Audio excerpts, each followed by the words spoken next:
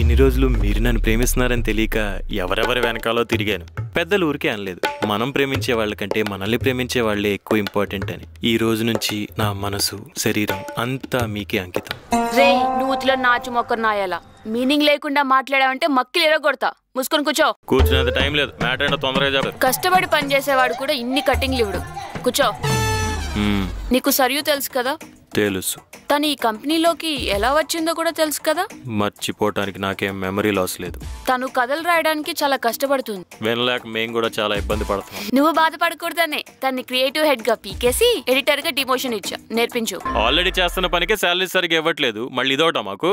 తను కొత్తగా జాయిన్ అయింది, వర్క్ లో కొంచెం కంఫర్టబుల్ గా అవ్వాలి కదా. కొత్త వాళ్ళ కంఫర్ట్ కోసం పాత వాళ్ళని ప్రెషర్ పెట్టి ప్రాణాలు తీసేద్దాం అనుకుంటున్నారా? నువ్వెంత త్వరగా తనకి వర్క్ నేర్పిస్తే అంత త్వరగా నీ మీద ప్రెషర్ తగ్గిపోతుంది. మహేష్ బాబు లాగా తెల్లగా ఉండాలి, ప్రభాస్ లాగా పొడుగ్గా ఉండాలి, అందుగా వాళ్ళని అడగమనండి, వచ్చి నేర్పిస్తారు.